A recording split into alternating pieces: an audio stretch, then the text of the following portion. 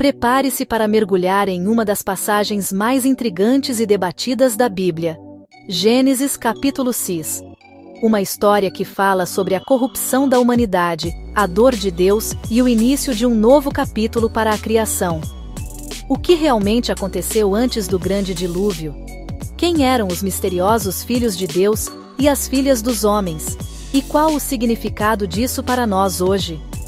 O capítulo 6 de Gênesis abre uma janela para um tempo enigmático e perturbador, um período em que a fronteira entre o céu e a terra parecia perigosamente tênue.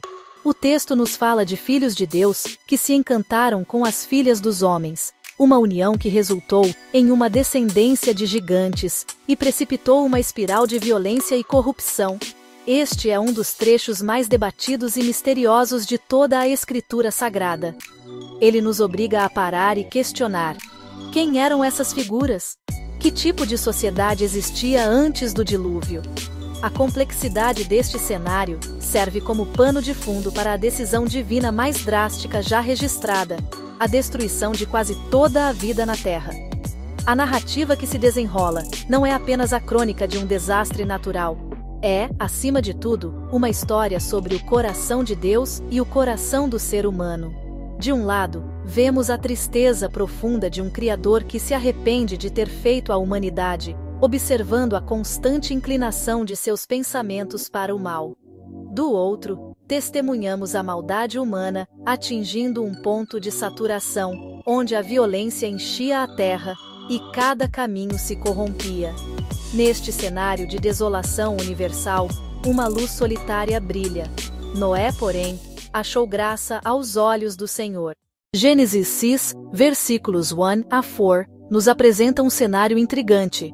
Quando os homens começaram a multiplicar-se na terra, e lhes nasceram filhas, os filhos de Deus viram que as filhas dos homens eram belas, e tomaram para si mulheres, todas as que escolheram. Mas quem eram esses filhos de Deus? Existem três principais interpretações. A mais antiga, e amplamente aceita, sugere que eram anjos caídos, seres celestiais que se rebelaram contra Deus e se misturaram com a humanidade, gerando uma prole de gigantes, os Nefilim. Outra teoria aponta para a linhagem piedosa de Sete, que se corrompeu ao se casar com a linhagem ímpia de Caim. E uma terceira interpretação os vê como governantes ou poderosos da época, que abusaram de seu poder. Independentemente da interpretação, o resultado foi uma corrupção generalizada da terra. Havia naqueles dias gigantes, os Nefilim, na terra. E também depois, quando os filhos de Deus possuíram as filhas dos homens, e elas lhes deram filhos. Estes foram os valentes que houve na antiguidade, os homens de fama. A palavra hebraica, Nefilim, é frequentemente traduzida como gigantes, mas sua etimologia exata é incerta, possivelmente derivada da raiz nafal, que significa cair. A menção aos Nefilim não se limita a Gênesis 6. Eles reaparecem muito mais tarde na narrativa bíblica, no livro de Números, quando os espias israelitas são enviados para explorar a terra de Canaã.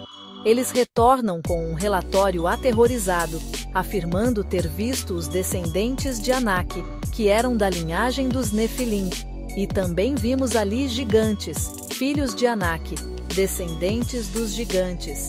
E éramos, aos nossos olhos, como gafanhotos, e assim também éramos aos seus olhos. Essa passagem mostra como a fama e o terror associados aos Nefilim persistiram na memória cultural, tornando-se um sinônimo de poder esmagador.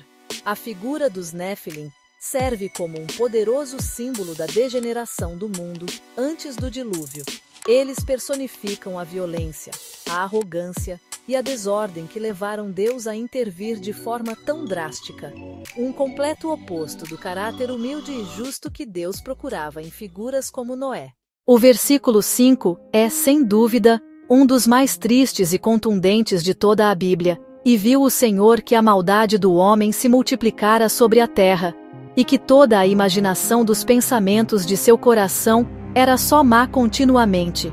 Essa não é uma descrição de falhas ocasionais ou pecados isolados, é um diagnóstico terminal da condição humana. A corrupção não era apenas externa, nas ações, ela estava enraizada na fonte de toda a intenção, no coração, nos pensamentos, de forma contínua e incessante.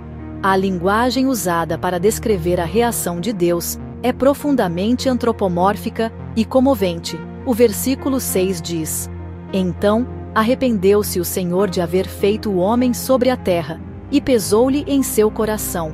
A palavra hebraica para arrependeu-se, nachon, não implica erro ou surpresa. Nachon expressa profunda dor e tristeza, um lamento pela direção que sua criação amada havia tomado. É a dor de um pai cujo filho se rebelou de forma irremediável. Essa passagem nos dá um raro vislumbre do sofrimento divino.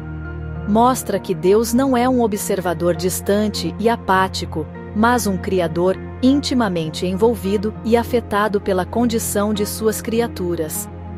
A consequência dessa corrupção e da dor divina foi a decisão de trazer o dilúvio. Deus declara: Destruirei, de sobre a face da terra, o homem que criei, desde o homem até o animal, até o réptil e até a ave dos céus, porque me arrependo de os haver feito. Gênesis 6, 7.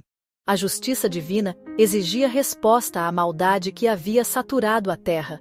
A criação, que fora declarada muito boa, tornara-se insuportavelmente corrompida. A violência havia preenchido cada canto, e a terra estava corrompida diante da face de Deus. O juízo não foi um ato de raiva caprichosa, mas uma cirurgia radical e necessária para limpar a criação da doença do pecado. É crucial entender que a decisão pelo dilúvio não foi tomada de ânimo leve. Foi uma resposta dolorosa a uma situação sem esperança de recuperação por meios normais.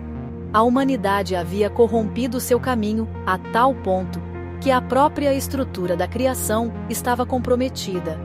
A imagem de Deus no homem estava tão desfigurada que a única solução era um recomeço. Essa sessão serve como um aviso solene sobre as consequências do pecado desenfreado. Ela demonstra que a maldade não é trivial aos olhos de Deus. Causa dor ao Criador e, em última análise, leva à destruição, destacando a santidade e a justiça de Deus em face de uma rebelião universal. Em meio à escuridão de um mundo dominado pela maldade e condenado ao juízo, uma única frase brilha como um farol de esperança. Noé, porém, achou graça aos olhos do Senhor. Gênesis 6, 8.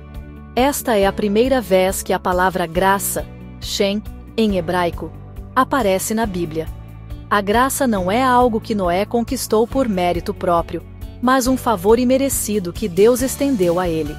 Enquanto o mundo inteiro estava sob um veredito de condenação, Deus escolheu soberanamente preservar um homem e sua família, não porque ele era perfeito, mas porque ele havia encontrado favor divino. O texto prossegue descrevendo o caráter de Noé. Gênesis 6, 9 nos diz: Noé era homem justo e perfeito em suas gerações. Noé andava com Deus. A palavra justo, tzadik, indica que ele vivia em conformidade com a vontade de Deus, mantendo um relacionamento correto com ele. A palavra perfeito, tamim, não significa sem pecado, mas íntegro, completo, sem duplicidade de coração. Acima de tudo, a frase andava com Deus ecoa a descrição de seu bisavô, Enoque, indicando uma comunhão íntima e contínua com o Criador. Em um mundo que havia virado as costas para Deus, Noé caminhava na direção oposta, cultivando um relacionamento pessoal com ele. Essa descrição de Noé nos ensina uma lição vital sobre a relação entre graça e obras. Noé não foi salvo por causa de sua justiça, mas sua justiça era a evidência da graça que já atuava em sua vida. A graça de Deus o capacitou a viver de uma maneira que agradava a Deus, mesmo quando todos ao seu redor seguiam o caminho da corrupção. Ele se tornou um exemplo vivo de que é possível manter a integridade e a fé mesmo no ambiente mais hostil. Sua vida era um testemunho silencioso contra a perversidade de sua geração. uma demonstração de que a escolha de seguir a Deus ainda era possível. A escolha de Noé revela o caráter de Deus, que em meio ao juízo, sempre preserva um remanescente fiel. Deus não destrói o justo com o ímpio. Sua justiça é precisa e sua misericórdia é abundante. Ao encontrar um homem que respondia ao seu chamado, Deus estabeleceu as bases para um novo começo para a humanidade. Noé se tornou o elo entre o mundo antigo e o novo. O canal através do qual a promessa de redenção, iniciada em Gênesis 3:15, continuaria a fluir. Depois de encontrar graça em Noé, Deus revela seu plano de juízo e salvação. Ele instrui Noé a construir uma arca, um navio de proporções monumentais, projetado para preservar a vida. As instruções eram incrivelmente detalhadas. Faze para ti uma arca da madeira de gofer. Farás compartimentos na arca. E a betumarás por dentro e por fora com betume.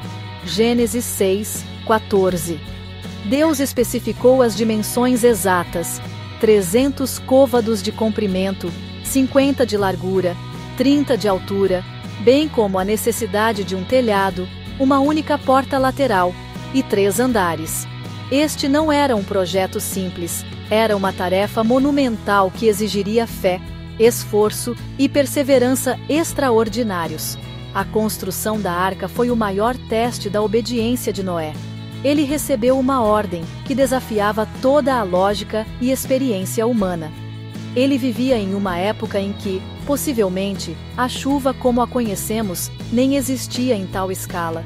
Ele teve que construir um navio gigantesco em terra firme, longe de qualquer grande corpo de água, enquanto enfrentava o provável escárnio e a zombaria de seus contemporâneos. A Bíblia resume sua resposta de forma sucinta e poderosa. Assim fez Noé. Conforme a tudo o que Deus lhe mandou, assim o fez. Gênesis 6:22. Sua obediência não foi parcial ou relutante, foi completa e exata, um reflexo de sua fé inabalável no comando de Deus.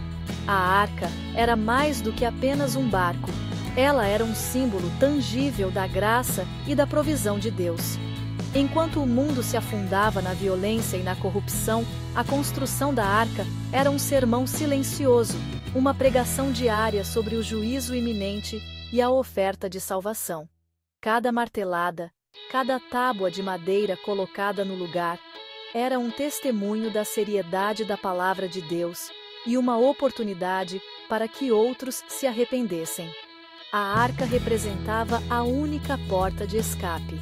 Dentro dela haveria segurança e vida, fora dela apenas as águas do juízo. A história de Gênesis capítulo 6 não é apenas um registro de um evento antigo, ela ressoa com verdades eternas profundamente relevantes para nós hoje. Primeiramente, ela nos ensina sobre a santidade de Deus e a justiça de Deus.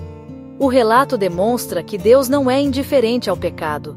A maldade humana, a violência, a corrupção têm consequências reais e severas. Ao mesmo tempo, e talvez de forma ainda mais poderosa, a história é uma demonstração inesquecível da graça de Deus.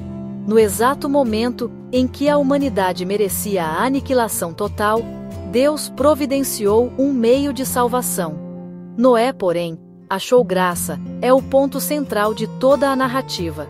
A salvação de Noé e sua família não foi baseada em seus próprios méritos, mas no favor imerecido de Deus. A arca, flutuando segura sobre as águas do juízo, torna-se um símbolo poderoso da salvação pela graça. Ela nos ensina que, mesmo em face do juízo mais severo, o coração de Deus se inclina para a misericórdia, sempre buscando preservar e redimir. A história também destaca a importância da fé e da obediência como resposta à graça de Deus. A fé de Noé não era passiva. Ela o moveu a agir, a construir a arca por mais de um século, mesmo em face da incredulidade e do ridículo. Ele escolheu viver segundo a palavra de Deus, e não segundo os padrões de um mundo corrupto. Sua vida nos desafia a examinar a nossa própria. Estamos dispostos a andar na contramão da cultura, a obedecer a Deus mesmo quando suas instruções parecem ilógicas ou impopulares. Finalmente, a narrativa de Gênesis capítulo 6 é uma história de esperança e de um novo começo. Após as águas do dilúvio baixarem, Noé e sua família saíram da arca para uma terra purificada. A graça de Deus oferece a possibilidade de um novo começo para todos nós.